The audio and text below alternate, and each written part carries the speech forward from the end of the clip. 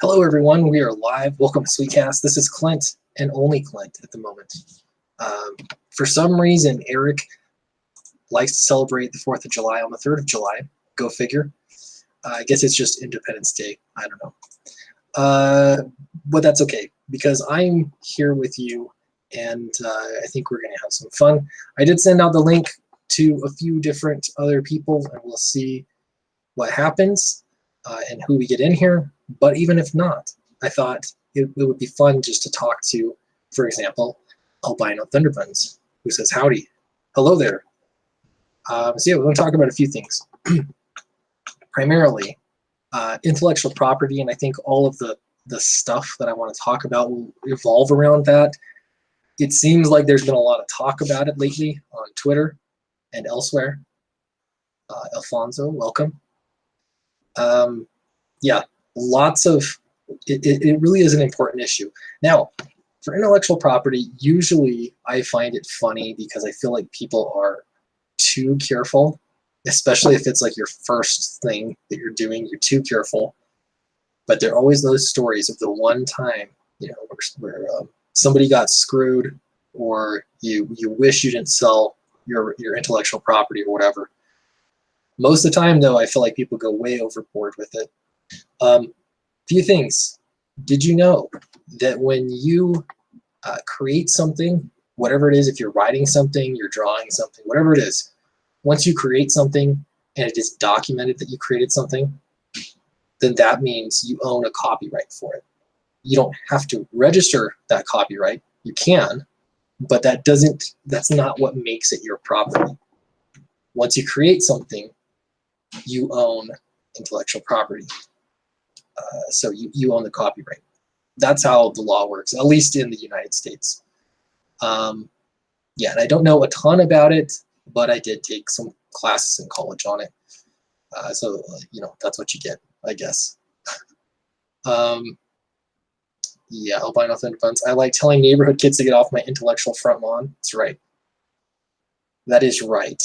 And I got to show you, so I've been working my butt off all day. I've got like junk from the kitchen. We've been planning to redo our kitchen cabinets for, I think, like 2.5 years now.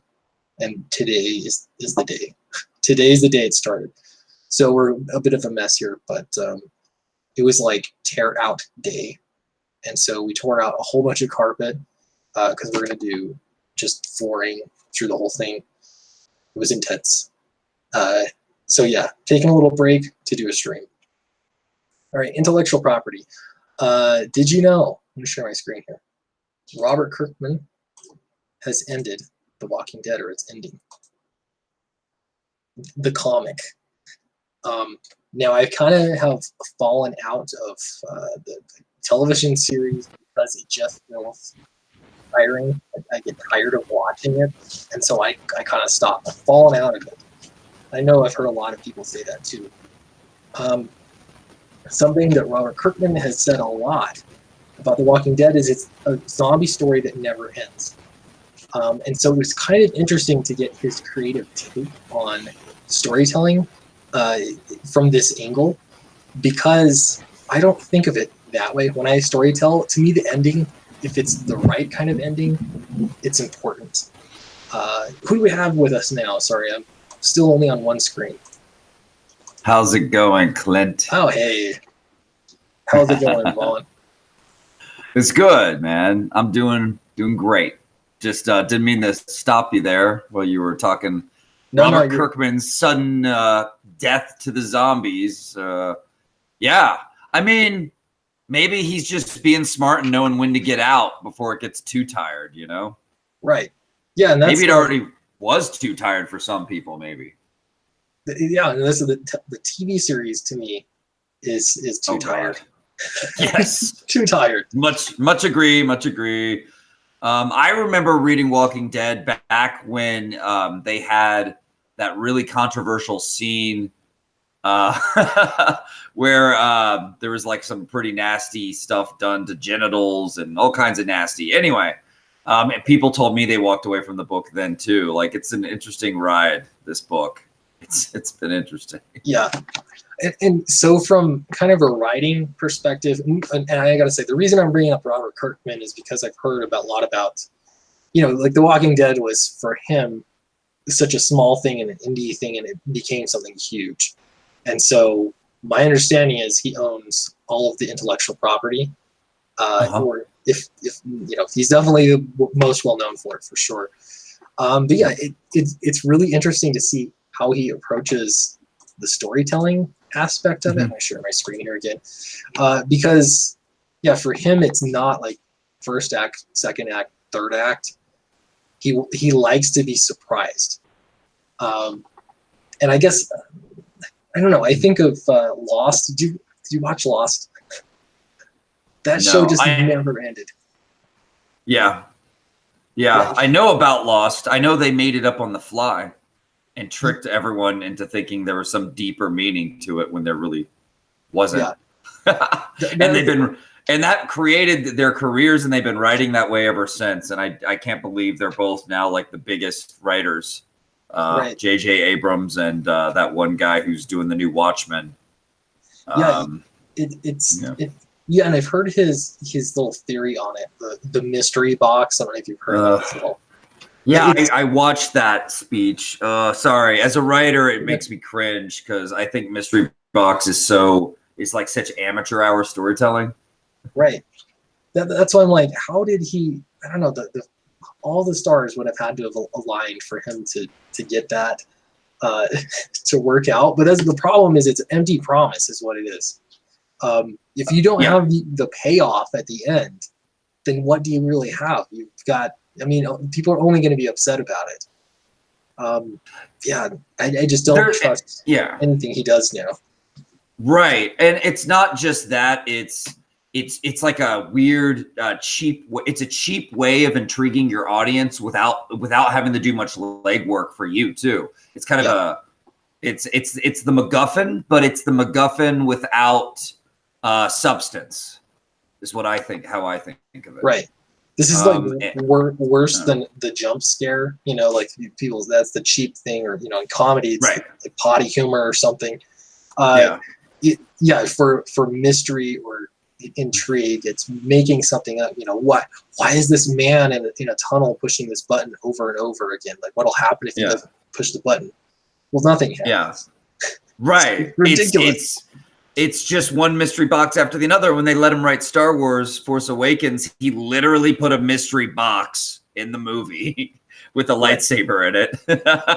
You don't know. I don't think they ever explained how that got there or why it was in a basement of a bar. That's right. Mystery box. Let me tell you guys out there, any aspiring writers, do not listen to J.J. Abrams. The mystery box is amateur hour crap. And it might seem intriguing because it seems like an easy route to engaging and hooking your audience with that. What is in the box? What is the mystery? But I'm telling you, like, it's cheap and I don't know. It's artificial, and you need to go for substance and learn from the real masters of suspense and mystery on how they created intrigue and hooks. Right, and you have to give readers something along the way. And I think, for the most part, with The Walking Dead, he did that. Like it'd be satisfying bits and things that you accomplish, but of course, no end in sight. Did you ever hear how Robert Kirkman pitched The Walking Dead to Image? I watched a documentary about that once. Okay. He lied. He said there was going to be aliens or something. Yeah, he lied. Yeah. He was like, it's going to be UFOs, it's going to be crazy, and they're going to create a bunch of zombies. And Image was like, when can we have it? And then ended up making this very classic kind of Night of the Living Dead story that's more about humans than the zombies. And it really blew up. Yeah, and that's the thing is, there's the emotional hook to it, and I get it. Like, pitching comics is hard, so I'm sure, like, at the get-go, maybe he didn't have that all figured out. Obviously, like, why would you? Yeah, I don't know why he thought that would make it more interesting, I guess. Maybe he thought it was popular at the time, the whole UFO thing. Yeah, could be, absolutely. And I'd say, like, right now, zombies. It's funny because back then zombies were not really in, and now it really feels like zombies have been. I don't know. They're kind of on a downshift. They'll come back again for sure. They always do. Vampires cycling through, and then zombies, and then vampires. Maybe if they're cycling through, then maybe you need to get on a vampire story if you have one in your mystery box. It's really interesting how long this series has gone, and I'm glad that it's done, and I'm glad that he knows when to finish it, and he's not just going to keep pushing it forever and ever. Kind of like McFarlane keeps doing Spawn, and Eric Larson. Yeah, thank you. Yeah, of course you know what I'm talking about. Larson won't stop with the Savage Dragon. Right. And we all kind of want him to. Right. It has less to do with the story and more to do with just having an ongoing series with some certain number of volumes. You know? No one's going to care about your little tiny thin line in the Guinness World Book of Records, man. Nobody cares. Like, the readers want cool new stories. Eric Larson is a very talented guy who should have done much more cool, different, epic stuff, you know, and instead he said from the start he just wants to make Savage Dragon the longest going series. And I don't think Todd McFarlane's going to stop. So I think they're in a standoff. Yeah. That's kind of a weird goal too. It's like, I'm going to see if I can make the loudest noise in the world. You know what I mean? Like, well, great job. You accomplished it, but you drove everybody absolutely insane while you did that. So congratulations for that. Exactly. And no one, now everyone's mad at you, you know? Right. Everyone's a little deaf and a little mad at you. But as far as Kirkman and this goes, I haven't kept up with the comic in a while. I have a lot of the comic on my bookshelf. Nice. It's a thick, heavy stack. And I'm going to go back and read the end to kind of finish the story and these characters that I cared about. Yeah. Yeah, I think it's good that there's an end, especially because it's always been described as one that doesn't have an ending. So for Robert Kirkman here, and this is the Hollywood Reporter, this is an interesting concept, and that is applying things into your writing that you enjoy in like movies and television. So for him, he said that he loves to watch really long movies because he loses track of time, and then you don't get used to like the expectation of, oh, well, the story, this is the climax, the thing should be ending here pretty soon. And I get that. I can enjoy that. But to love it so much, I don't know. This is always a balance for me. Having, sticking with the fundamentals of writing and sticking to like good plotting and all that kind of stuff versus letting yourself, just be creative and do something that you enjoy yourself experiencing. You know what I mean? It's a little bit of a balance. But.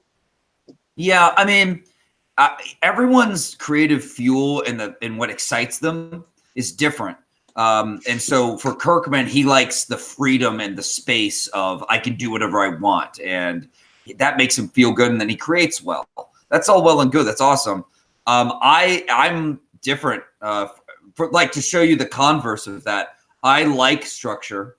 I like being rigid about my structure. Maybe it's just the German in me. I don't know. And I think within that structure, there are infinite space and possibilities of creative stuff I can invent and make up. So more power to him. I get it. He's bored of 3-act structure. He's bored of like, oh, it's about 30 minutes in. So now we're going to, kick off into the second act of the movie. And, something's going to happen that draws the character into this whole new world. I get it. But you could still have a lot of fun with that, and that's what I like to do with my stories. So yeah, but it's cool. I like that he ended it before the TV show ended, right? Like the show's still going, right? Yeah, I know it should be ending soon. I think I've heard that this is the last season. Okay, I haven't been following it. Yeah, neither have I. I dipped out of the show like some seasons ago. Never watched Fear the Walking Dead either. I just was zombied out. or maybe I was just sick of the way the show was handling things. I still love my zombies. Don't get me wrong. I've got a autographed picture of George Romero on my wall for a reason. Nice. But it was smart because I think ending the comic kind of before the show ends is kind of, I don't know. There's something about that works. I think it feels like less of a defeat if the show ends. Does that make sense? Like, yeah. And maybe the show can use Robert's ending. Yeah, a little, at least maybe a little. It'd be kind of like the cart before the horse, you know, if the TV series ended first, and then it feels like that's dictating where the comic would end. I don't know. Yeah, it is strange. I'm just gonna take a look at the chat here. Shade says the only box that works is with 7. What's in the box? Yeah. Albino Thunderbird says mystery box is another way to say make the audience ask a question and then refuse to answer it. Yeah, that's the thing is you got to answer the question. It's okay to have questions. You got to answer it, and you better have a good answer. Pay it off. By all means, pay it off, or else you're just an amateur. Yeah. So why don't we take a minute and look at Monster MD? You're crushing it. This is insane. Bud. Insane. Yeah. Let me. I'm gonna lock it on me so you can talk about it while we see this. 38,000. That's so good. You jumped up like so 10 grand in like 2 weeks or something like that. This is insane. That's great. This is great. I'm so happy to be part of a community that made this happen, though. Like, this was the support of all these awesome fans.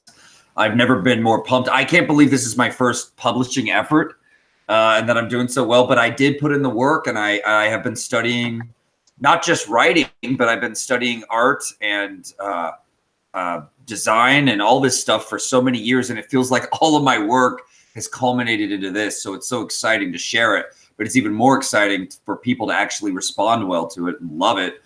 This book has gone through other versions. It's gone through other artists. It's been something like a labor of love since 2015. I knew the idea was great from the start, and it was exciting and fun. And I'm so glad I'm getting to make this and share it with everyone, because dang, like, what a fun idea. In a world where so many stories are about monster hunters and everyone's like in a leather trench coat with a katana. Not that there's anything wrong with that. That's fun and all. Like, I have a monster hunter comic story too that I've done in the past. Yeah. But like, I wanted to flip it and see if I could still make it fun, adventurous, cool, full of good energy, full of good times for everyone. Even if you're not into monsters, this book is just teeming with energy and hilarity. I released the first chapter today, which is a big move for me, because when you do that, that's the book. Like, it's done, you know. It's sink or swim, and the audience might have a weird reaction, or they might be critical or not like it. But luckily for me, I was nervous. I'll admit it. I was nervous because it's kind of very do or die. Yeah, but people have responded really well so far, so that's awesome. I'm really happy with that. Yeah. You're 38,000. That's so good. You're 10 grand above me. I'm at 28,000. And nice. I keep I want to get to 30 just because it feels like, you know, like as you move up every 10,000, there's some, I don't know, it just, you're in another league, you know, and you kind of look at other campaigns that have done that well, and it's like, wow, this is great. But also, I think when you click past those big numbers, those nice round numbers, there's a momentum that you feel. Or I could be wrong. Could just be my feelings, but I feel like other people want to donate when they see you cross those thresholds. Yeah. I think you're right. Even just hitting like the next 1,000, it seems like it's a grind to get there. And then the next day, there's like several backers that get you up again. And it's, I don't know, there's something, I guess, just exciting about seeing the clock move. But really, really, really cool stuff. That's great. How close are you to having the book finished? Like completed? We are at 90% inked pages done. Nice. So we're in the closing battle of the book. The big 38. It's a 38 page epic battle that moves like where people are getting knocked through walls and into graveyards, and it's just an epic, evil, badass battle. Wyatt gets swarmed by zombies and ends up getting pushed into a grave, into an open grave with all the zombies. It's nasty. Nice. But it's so awesome. Marco's art is phenomenal. The way he draws the action, the way and then he mixes in the horrific zombies, and I mean, it's phenomenal. And I'm just so happy. We added a 2-page spread to the book, so we jumped up one page in the book. But that the 2-page spread is awesome. It's totally worth it for this book. Nice. And yeah, and then the colorist, we're about like 20% in with the colors. So it's Marco and I are going to finish up, and then I'm going to have to work with Tanya, our amazing colorist, to start, churning out faster pages. But I think at the rate we're going, we're not going to be too long on finishing. I mean, it's going to be around the same amount of time as a lot of books to finish. It might be like 5 or 6 months to finish, like, completely. Yeah. Which, that's, as long as it's not a year, I'm happy. Right. I don't want to make people wait too long, Yeah, and it's a big book too, so that's I don't know. Yeah. It makes sense, and that's kind of going with the topic. I don't know how into this stuff you want to get, so be diplomatic if you need to, but I'm curious. People are always wondering about, and I've had this question a lot the past 2 days. Of, hey, I'm starting a new project. Should I write up a contract? Should I be sharing intellectual property rights? Should I be keeping it all myself? How does this all work? I don't know all the answers to those questions. I can tell you what I've done, but it's hard, man. It's hard. And speaking of, like, The Walking Dead, Robert Kirkman with, getting started out, something new became something huge. I'm thinking of also Teenage Mutant Ninja Turtles, and then even Monster MD. It's becoming huge. So I don't know. How do you navigate those kinds of things? What would you tell somebody if they're asking? I agree. I think before Monster MD, I've done all kinds of things, everything from character design work to work where I wrote for people. And to be honest with you, you need to have a contract. Yeah.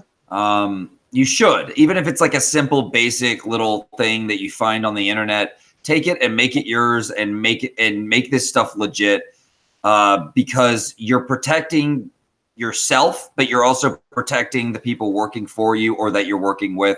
I just think everyone should be protected, man. It's the condom of agreements. Just get a contact and make it happen. Because I've been burned too many times. And I think a lot of other artists have too, and it's not right. To even if it's someone you're friendly with, be friendly is all you want, but still have a contract. It's just the safest thing. Other than that, when it comes to your intellectual property, copyright your stuff immediately, and be smart about how you handle your property, and realize that you yourself and your interaction with your audience is a reflection of how people will perceive your property. And just make sure. I think it's really good to, like, I guess because of all this stuff with Brutus recently, Brutus the Badass, and what Donald DeLay's had to deal with, it's been pretty messy. But I heard that they had a contract. Correct me if I'm wrong. I don't know for sure. I saw, and this is like this topic. I'm just gonna hit this head on. This topic is, I realize, like, it's sensitive at the same time. This is, for me, like, a really good learning. Like, this is a case study of what can happen. And so if anybody doesn't know, on Twitter, Nasser was saying that he wanted to sell his half of Brutus. Right. So and it was a successful Indiegogo campaign and everything. So I don't know. I have no idea where that's going, and honestly, frankly, I'm not even really sure why or what led up to it. I've been way too busy lately. Yeah. But it is an interesting case study because this is the kind of thing that can happen. And I definitely went, Binder Thunderbun says Donald was in the chat. He might still be here if you want to send him a link. I actually did send him a link. He's in one of my groups. So yeah, he's welcome. Donald, if you're there, you're welcome to come in. I'd love to hear your perspective. Yeah, that's definitely from the horse's mouth. Donald's awesome. It's a shame he's had to deal with all this stuff, but he's been dealing with a lot. Yeah, and again, I haven't followed it. I saw some of the stream that went on last night on Ethan's show, and again, I'm still not sure all the details. It sounds like there was a lot that wasn't public, but this is one of those things. It's like, I'll tell you, for Downcast, I got a contract. It's a 2-page contract, not like nothing huge. I've heard of people with like 30+ page contracts for comic projects. But in my case, it's like I tried to anticipate anything that could happen. But then as I think about it, it's like, no, there's all sorts of other stuff that could happen that my contract's not necessarily addressing. I don't know. This would be a really interesting question for someone like Nick Rekieta. I don't know if that's a little outside his wheelhouse, but it would be really interesting. I remember the first version of Monster MD with another artist. We had no contract. It was just spoken. And did we have a contract? I can't remember. I'm thinking we didn't. And I was paying him more than his normal rate. So I was doing everything good. I was always paid him well, paid him on time. For whatever reason, he got weird. He got bitter. And he started turning in worse and worse work. And then he turned in the last 5 pages and they were just scribbles. And he screwed me over. Oh, man. He took my money and he ran. And I was like, you can't, please don't do that, And he did it. In a way, I'm glad he did it now because now we've got the real deal Monster MD that I've always wanted to make and envision. But if he had turned in those 5 pages, I wonder if I ever would have made the version I have now. Yeah, for sure. But he screwed me over. For whatever reason, he got nasty towards me. I don't know why. I'm always really good with the people I work with and have a good time and friendly, and we do well together. And I was doing so much of the heavy lifting where I was redrawing and fixing stuff for him, which he loved. He was like, you make my art better, and you're making this book awesome and making me look good, even though I'm turning in lazy work. And I was like, whatever, that's cool. But because I wanted it to be so good, I wanted Monster MD to be so awesome. I put a lot into it. But you can get screwed over so easily, so randomly when you least expect it. It's just the best thing for everyone's contracts. Mm-hmm. Yeah, I've had the same experience. Well, sometimes it's worse than others, but like I've mentioned this before, when I started Downcast, I had a different artist. There were a few minor red flags, and I was like, I didn't feel comfortable enough to announce his name publicly, and that's not really a good sign. That's not a good sign. Yeah, it's like I paid him, and I'm waiting, and nothing's happening, and so I got to the point where I'm like, you know what? You've missed so many deadlines, but I wish you well, but I'm just not confident. I would be so stressed out for the next who knows how long before the book got done, if it ever got done. It's like I don't know, those kinds of things. That's tough. Yeah. And welcome Peter Samedi to the chat. Hey, how's it going? Hey, bud. How you doing? Well. I'm doing well. How are you guys?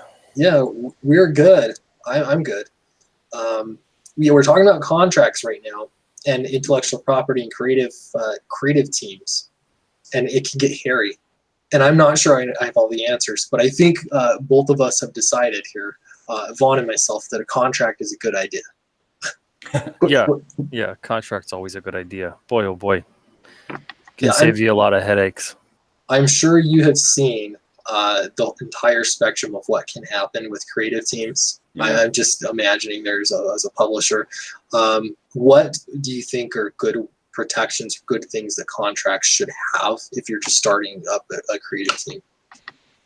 I think first and foremost, you really need to have clear, simple language of who's supposed to do what the terms are, what the payout schedule is like, what the rights are.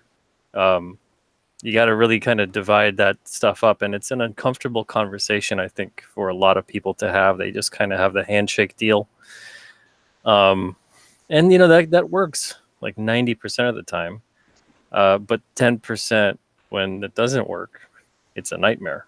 Mm-hmm. There's also, like, I don't know, you guys ever seen where somebody has a death in the family, and somebody has money, like a grandparent dies or something, and they have money. And then it brings out the worst, Oh, yeah, people always. you just wouldn't even think. It brings out the worst in people. And I kind of see the same thing, the same possibility, I guess. But you've got a project that, 9 times out of 10 an indie project's not making money, or that's at least the way that people used to think about it, it seems like. And then you get one where you hit a home run, and then it's suddenly that kind of situation. And so if you hadn't anticipated what's going to happen, when you are successful, it seems like things can go wrong for sure. I'm really glad, I will say, I'm very, very pleased with all my collaborators on Downcast. Things have been going really, really well. And so you mentioned the payment schedule. That was one thing we didn't talk about ahead of time. It was like we talked about page rates, we talked about intellectual property sharing and things like that, royalties. And then now that it's like, okay, well, we're actually getting into the grind of making this book, what payment schedule works. And so we've, it's just been like a handshake agreement, and we've been sticking to that. But I do think maybe that would be a good idea to add to the contract. So there's that much more protection, I guess. I don't know. What do you guys think? Yeah, I think that's a good idea. I mean, all the contract is really there for. I know a lot of people get scared about contracts and things like that, but it's important. It's important to spell those things out for, what are you supposed to do? What's your role in this, and what's my role in this, and how do we work together? So this way we don't have to go at each other's throats of like, well, you were supposed to do this time, and you were supposed to do that, and if the payments are being split, they have to be split this way and not that way, and we're supposed to get, like, a lot of people don't understand things of profits, like that you're not getting your money from just the gross of a sale. You're getting your money after everything else is accounted for, production costs and whatever else. So all that kind of language needs to be very, very clear. Sometimes people go really crazy, I think, with contracts, especially when they write up their own and they get very very overcomplicated with them. You want to kind of just keep them as simple as possible. Mm-hmm. The last contract I signed was for writing Graveyard Shift Volume 2. Very simple, very direct contract. You will turn in this many pages of written, polished work by this date, and you will be paid this. If our comic book makes X amount of money on through its Indiegogo campaign, you will receive X amount bonus. So, oh, it's cool, because that kind of builds in an incentive for you to help promote the book too. I like that. Yeah, definitely. Yeah. And then that's another thing is deadlines. I think in my contract I have to look at it, but it just said like, you shall meet deadlines that we talk about. But it's been like, projects like this, like, okay, we need the cover in the first 5 pages by this date, and then we're doing the campaign, and then so it's almost like a whole bunch of different deadlines that end up coming. But I don't know, this is all a learning experience for me for sure. But yeah, it comes up an awful lot, and it can go bad, I guess. It happens when things are really, really successful. So we were talking about The Walking Dead, and that's one example where Robert Kirkman has been very, very successful, but he's not the only creator on that creative team. So you're talking about work for hire situations versus, I guess, shared rights. I'm curious, do either of you have, like, what works better? I've done both, but I'm not really sure all the time. If it is successful, I always want 100% of everything, of course, but you know, it's not necessarily the best route to go. Well, I'm just let it float. Yeah. This is my baby. Monster MD's me. My creative team is freelancing and getting paid well, and I'm giving them bonuses, and I hope to reach a stretch goal that gives them bonuses. But depending on the creator and their commitment to something to work with me, I would like if it was like a big name artist wanted to work with me, I'd gladly make it a profit share scenario and do a contract with them, so that we could, you know, both do really well. I like the idea of two powerhouses coming together to make a strong team and a really good book happen. But for right now, the way I'm creating, I have the idea, I have the vision. This is going to be me, and you're my freelancer that's going to help me make it happen. Yeah. And presumably, even though you're taking the financial risk, right? And that this is something that gets overlooked a lot. I'm spending the money. Yeah, if you're spending money up front, especially to get stuff done, it is a massive risk. And those are some of the, I know this comes up a lot. Usually it's the writer. I don't think always, but you can put a massive amount of risk on the table to get a book going, and you're paying people, and you know you're making not just that, but you're the publisher a lot of the time doing a lot of those kinds of things. And so I don't know if it makes sense. Like it's just like starting a business. You'd want something after that's all said and done. But yeah, doing a collaboration though too, where somebody else, they're bringing stuff to the table and they're adding risk, that also makes sense. I think it can make sense. You'd think it would help to have, you know, you would avoid the situation that you described earlier with Monster MD, like getting screwed because somebody loses the passion, right? Yeah. Oh man, that was bad. That was sad. Oh, that was heartbreaking. If you saw the art, like the way it looked in the beginning of starting that initial version of Monster MD, the first page, I actually have a graphic of it if you want to see what the first page looked like in ink versus what he turned in for the last page, if you're curious. Yeah, it's heartbreaking. He basically decided he wanted out, and he was turning in worse and worse work as we went, and then boom. Okay, here it is. Oh my. And let me still state, like, I'm glad this happened because we have the Monster MD we have today. There's your, you know, the good, let's see. Beginning to end. Window. Great art. Yeah. So this is the original version of Monster MD. This was a much more indie version that was going to be released for free online. Okay. And then the first page, of course, is on the left. This guy's a very kind of woodcut crosshatch style. And we worked very hard on it. And I helped draw here and there. And then on the right is the last page he turned in, where he just kind of... Wow. It looks like just thumbnail sketches. Yeah. Yeah. Oh, man. Anyway. That's heartbreaking. Yeah. Lesson learned, you know. Yeah. It's hard, though. And this is why, you know, not just out of contracts, but reputation is everything.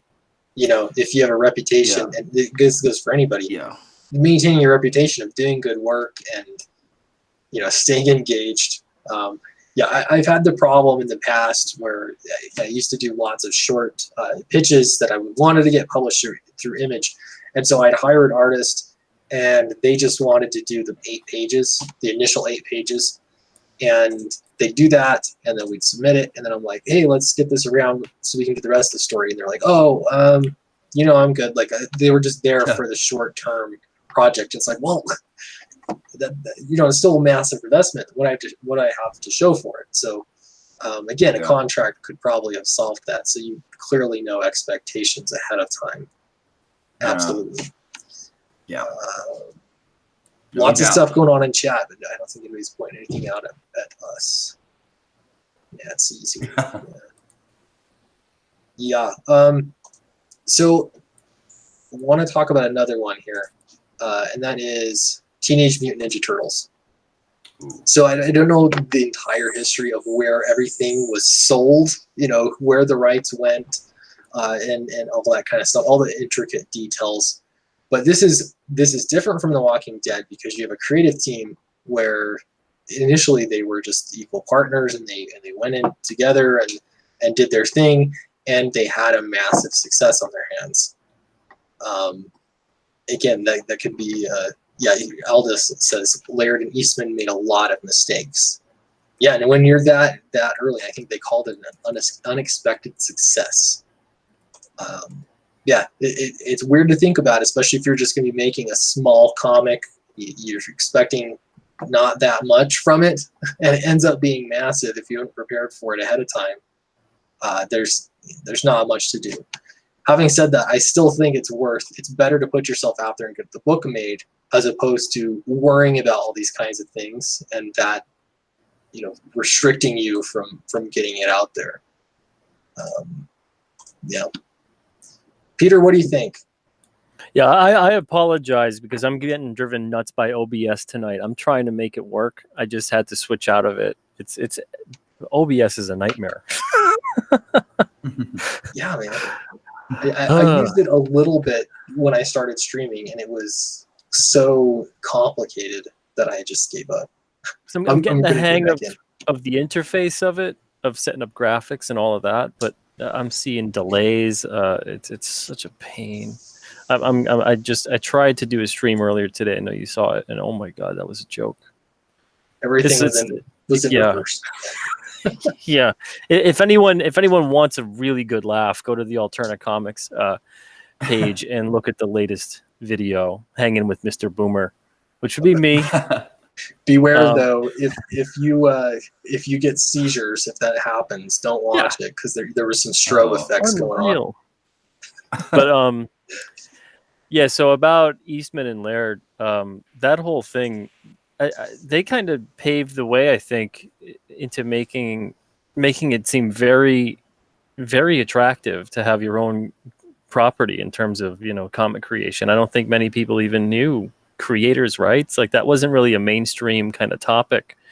I know that there was a lot of battles with the whole Siegel and Schuster and all that stuff, but it was kind of like just within the industry. It wasn't really a big topic anyone really cared about.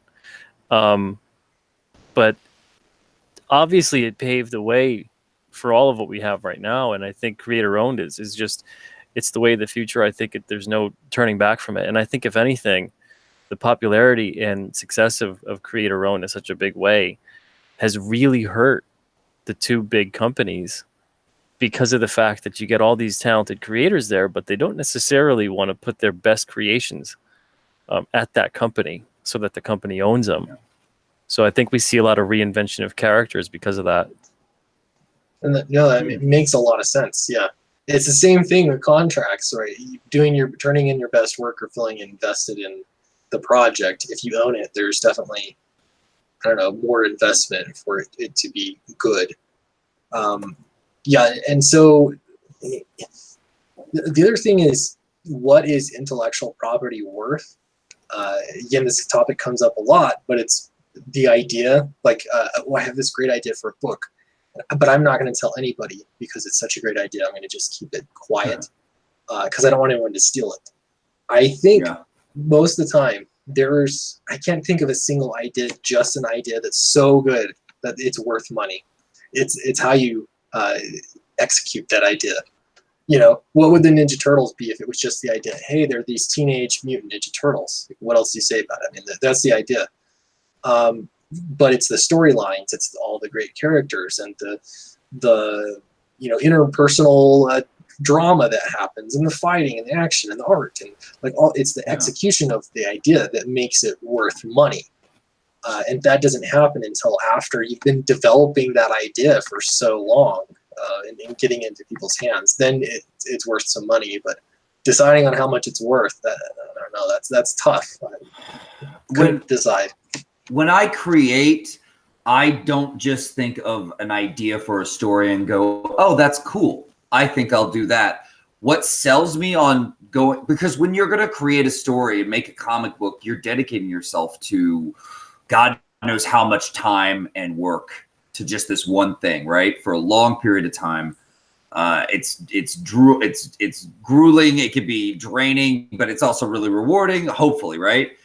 But so for me as a creator, it's always like I'm creating a story and characters I love, but it has to meet a standard of marketability. It really does. I'm kind of like Mark Miller in that, like, everything I make, I think has to meet a certain threshold of appeal, of mass appeal, and be able to fit well onto a movie marquee. You know what I mean? It doesn't mean I'm just making for the movies. I want to make comic books. That's what I love. Comics are more fun for me than movies. You're talking to a guy who went to film school and bowed out of the film industry to make comics. So trust me, but that doesn't mean everything I create, it has to have this mass appeal. And yes, like I refined Monster MD to make it make money and be more than just the cool idea. But it's before I decided to do that, I weighed out the appeal of A Doctor to the Local Monsters, which to me has a broad appeal, you know? So I create with that in mind. Dark Admiral March Hare says, I'm going to steal all your ideas, Sweetcast. I know where you keep your diary. That explains a lot. Yeah, you're right. There are some ideas that are just so, like, they fit for such a small niche that it's hard to make money. And so I can get that. Yeah. Like there are other ideas that are, it's not that they're necessarily better than other ideas, but they're worth more money in and of themselves. But even then, like, you've got to be able to have the right creative team, and how are you going to tell that story? That makes a big difference. It does. Yeah. Now, Peter, you've done. How long ago was it that you wrote The Chair? That was when I first started working on it. It was like early 2006. Wow. So and then it got finished up within maybe about 2 years. So like late 2007, and then it got mass distributed in 2008. And we did print on demand while we were working on different parts of it. That's cool. Nice. Yeah, and you have intellectual property that you've developed, and you've even made a movie from it. I don't know. Can you speak a little bit to how that process went, to using your intellectual property for more than just the comic? Yeah, the whole movie process was a little bit weird. I'd much rather stay with comics. Yes. But when we put out the graphic novel in 2008, because for those that don't know, and I'm sure everyone here probably does at this point, but Alterna pretty much just put out graphic novels for the first 10, 11 years. And The Chair never really had mass distributed single issues. It just went straight to a graphic novel. And it got the attention from a bunch of different studios, different production companies like Brad Pitt's Plan B production company, and then Rob Zombie's production company as well. Both of them liked it, but they thought it was too dark. And they wanted to, wow. And it's funny hearing that from Rob Zombie, but it's mostly because I think The Chair is grounded and dark, as opposed to like a pushed horror where it's like a slasher film or anything like that. So it wasn't really his kind of thing. But you know, it kind of planted that seed of wow, there's interest. Well, let's start to get like a screenplay ready, and you never know at that point in time. You never know who's going to be interested in it, and so we kind of had a screenplay mostly kicking around. I'd say it's probably about 70% of what actually ended up making it to the film. And the craziest part of what happened with the film is that you know you send these things off to get made, and you think that they're going to follow the script and things like that.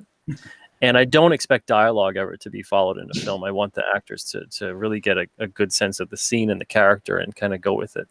But when plot kind of changes on the fly, and then it doesn't get course corrected for, you know, well, if you did this in the first 30 minutes, it's got to sync up with something that it needs to occur, you know, in the last 30 minutes, because that thing was there for a reason, and now you didn't adjust it, so now it's not going to make any sense. So it was a nightmare with that process because the egos got in the way, and so I had to personally go in there and actually edit a lot of the film and all kinds of things in behind the scenes. I had to learn a lot of stuff about filmmaking to get it salvageable to the point back to like maybe 80 to 85% of what was true to what we had, because it was like in the 40% range, and that was a nightmare. But I'd much rather. That's why I don't do the film industry. Oh, sorry. This is why I don't do the film industry either, Peter. Like, this is what happens. Everybody thinks that your creation that you've refined a million times over before you probably even made your graphic novel is like Play-Doh for them to play with and change however they feel. It's just this creative expedition for them. Yeah, and I had no problems too with, hey, give me your input. If you guys want to do a scene, if you want to Stanley Kubrick the whole thing, let me know. I'm open to it. But it was one of those, I'm seeing the footage and I'm going, well, that's not in the scripts. What's going on? Oh, well, we're just kind of testing something. And then you see it that it makes the final cut and you're like, that wasn't a test, was it? Yeah. So, it's that kind of stuff. But the actors did a wonderful job with all of it. Roddy Piper, and it's the last feature film movie too.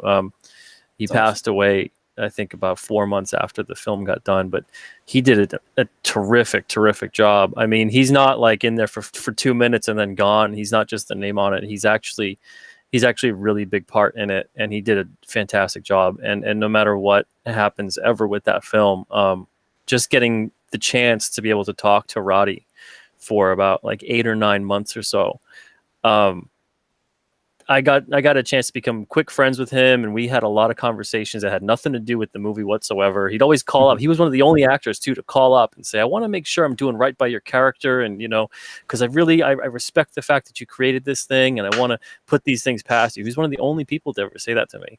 And, and it meant a lot. And we would have conversations that would go an hour or two, just talking about life and his family and my family and his start in wrestling and all that. It was great. I can't ever replace that. So for all the bad that happened, all the headaches of making a film, that was definitely the best part of it. No, it's really cool. I can't imagine. And comics it's difficult enough to make comics. I should probably turn my light on, by the way. It's even worse when I have a potato camera. It looks like I'm filming a horror film. But comics are hard enough, and then you get to film, and I don't know, managing your intellectual property again. But I guess there's some degree of you have to be flexible and willing to let go. Otherwise, I don't know. It's just hard. Like working with any creators, willing to give them a little bit of space. Vaughn's shaking his head now. I can't do it, man. I can't do it. I gotta, it's gotta be my vision.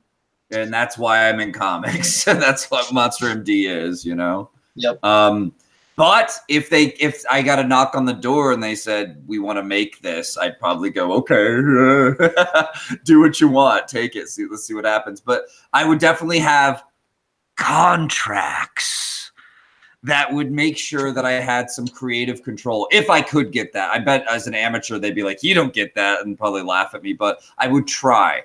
I've definitely had contracts in the past where it was a screenplay of mine that got picked up to be produced.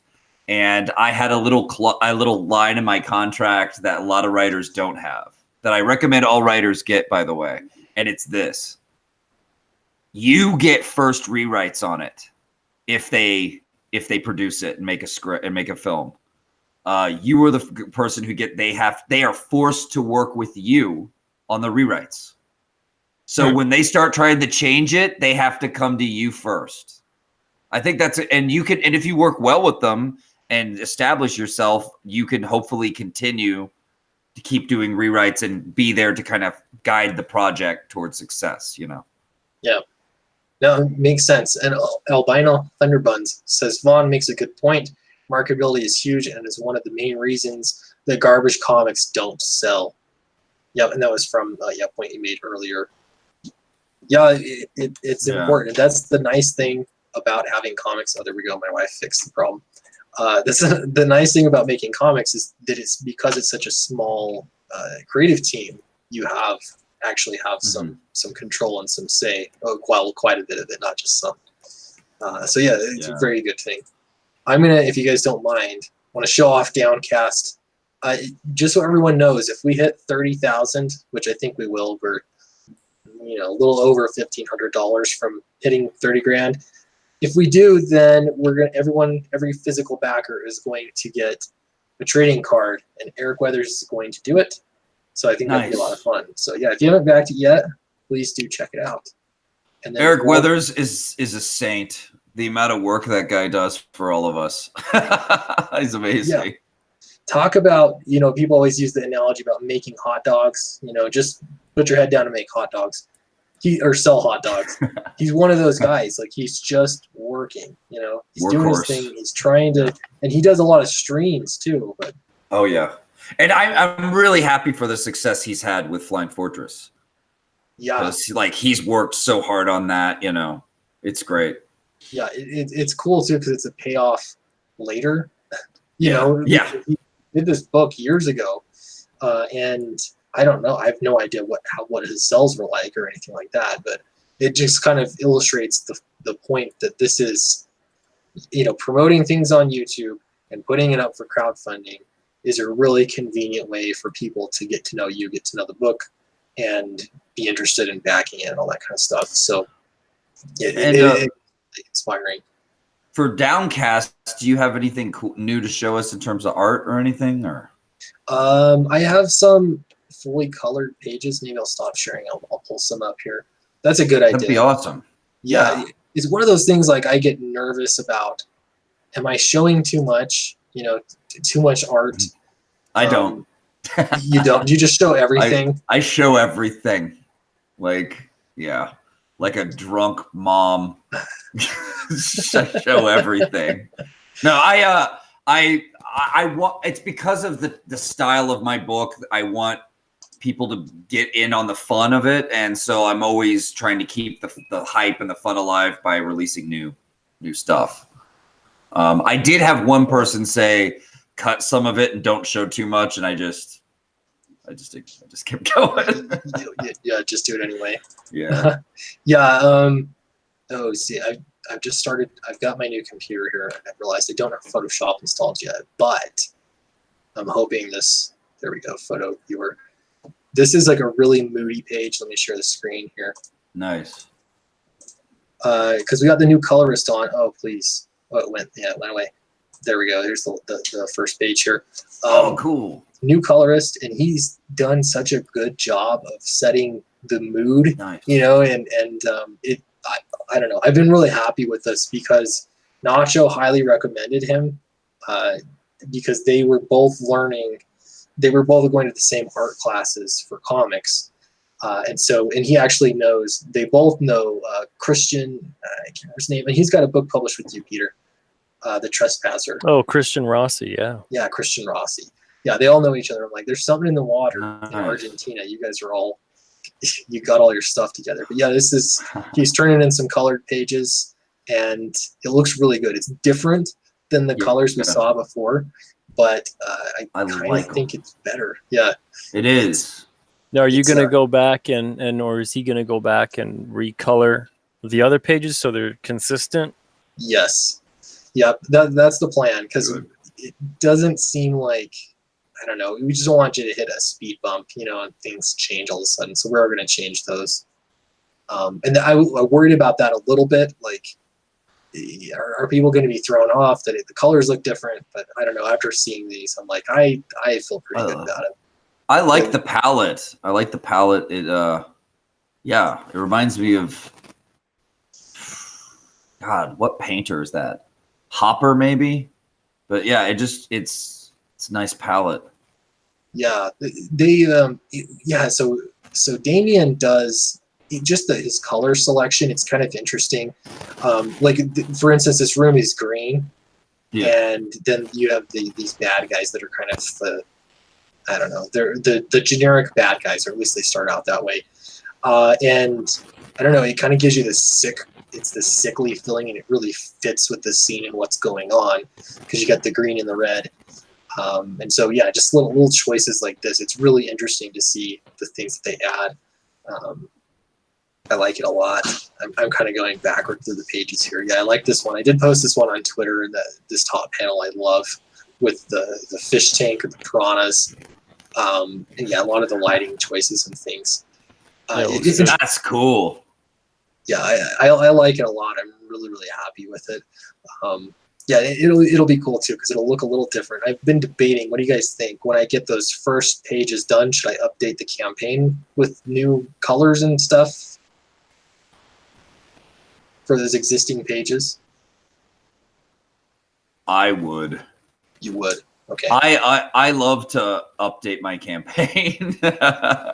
I just would. I mean, I don't know how much longer you plan on being up, but I mean, to me, new pages and new art is hype fuel.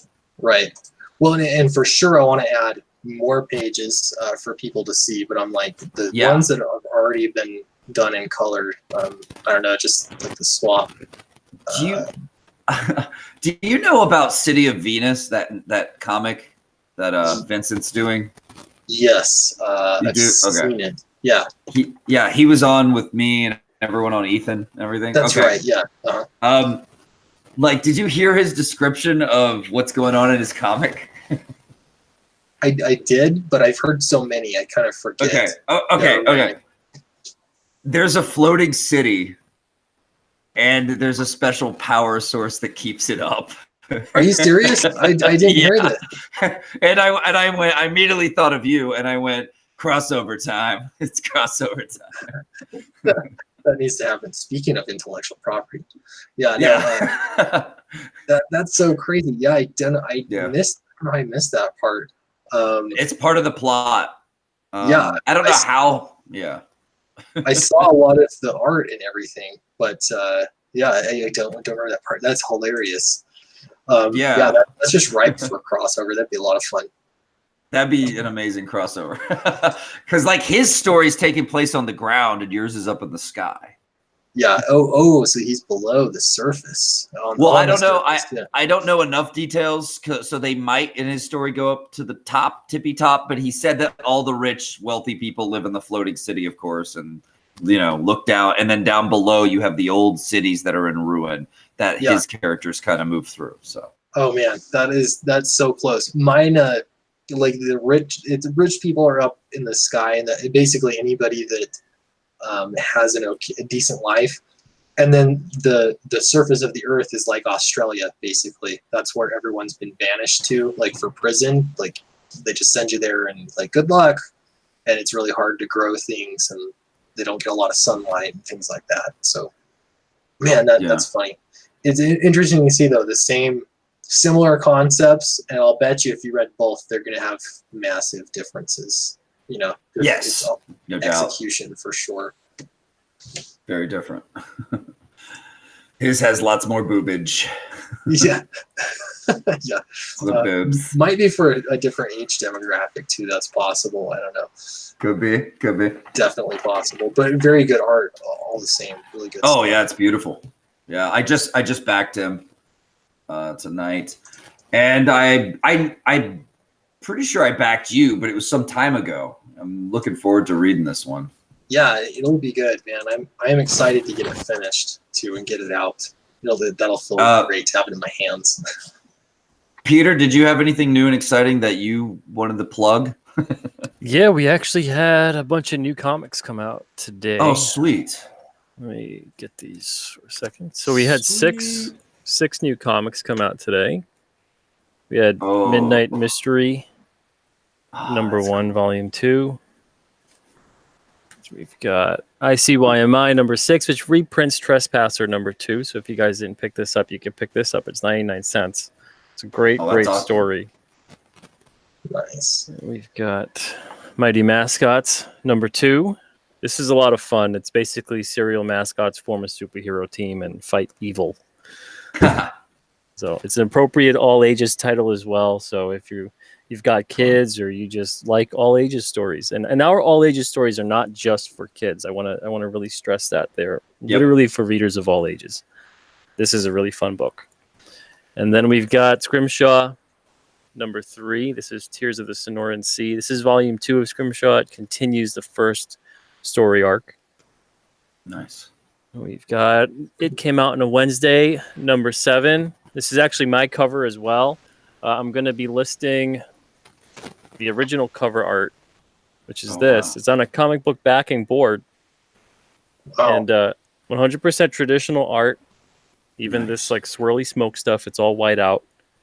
And then you get a signed copy of the comic too. That's rad. Yeah, that's awesome. So this will be up soon on eBay, or if someone wants to make me an offer or send me a DM or whatever on Twitter at Peter Cimetti, that's fine too. Let me know. And then last but not least, we've got this big guy right here, a 56 pager for $1.99.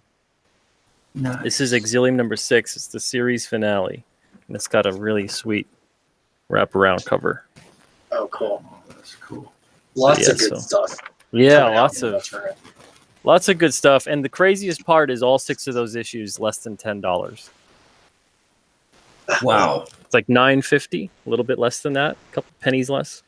But yeah, all 6 issues less than $10. Putting everything on your pull list is absolutely doable. Yeah, just tell your comic shop, put all the Alterna on my pull list. Just give them $10. They'll give you back change every single month. And Matthew Fowler in the chat says $75 confirmed. So I don't know if that's real or not, but yeah, if it is, begins. I appreciate it. Yeah, if it is, reach out to Peter. Yeah, awesome. See, well, cool. Looks like somebody in the chat said, "Is that 56 pager the giant size line you started?" No.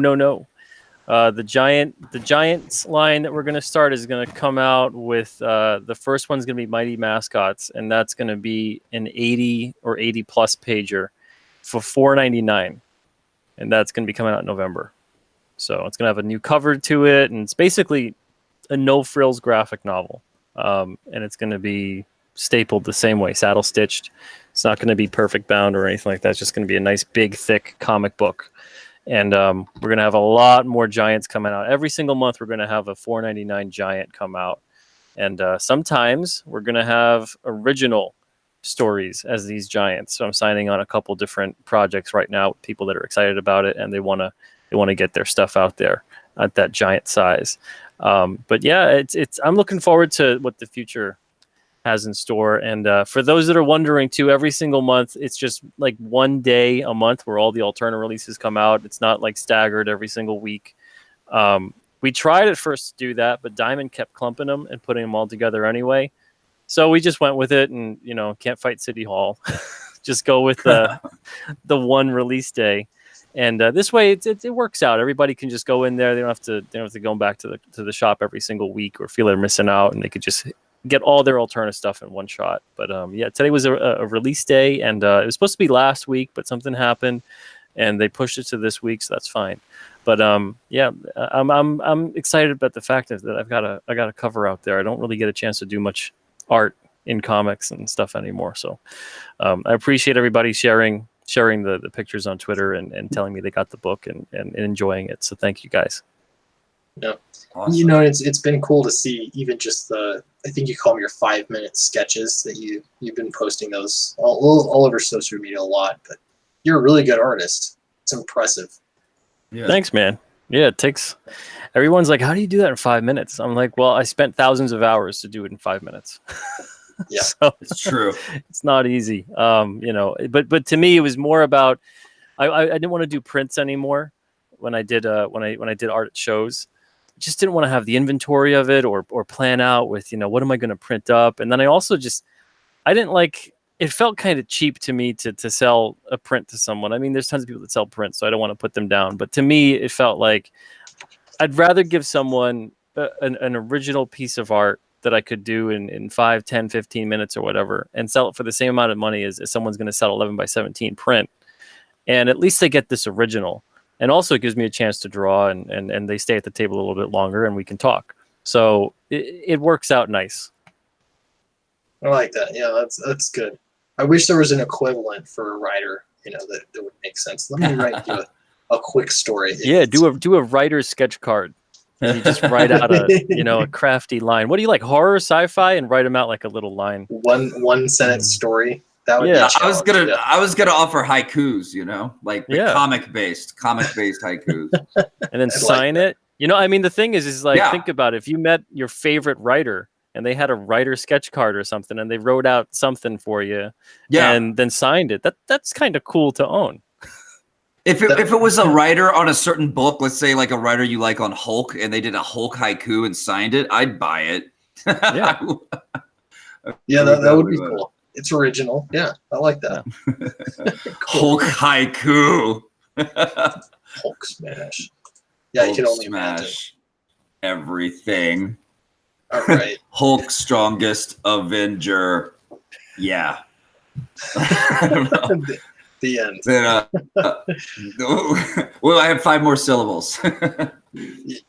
Yeah. She-Hulk looks like me. Well, now I guess that's true. Nice. Yes, sadly. Cool. Well, thanks guys for joining me. I think we're a little over an hour, but it was good discussion. Oh. Lots of good stuff. And thanks for jumping in, guys. I was like, we'll go and I'll send out the link and we'll see what happens. But really appreciate it. Thanks everybody for watching. On your way out, please do leave a like and subscribe if you haven't yet. That's really, really helpful. And if you don't mind, also check out, we've got 3 things here. Downcast, comic book about a floating city in the sky. Really cool stuff. We've got Monster MD. That's also been posted ad nauseum. Great job, everybody, all the wrenches. And then Alterna Comics, local comic shop, or also just go to alternacomics.com, right? I think that'll get you where you need to get to. Yeah, definitely. Cool. Thanks, everybody, and we will see you later.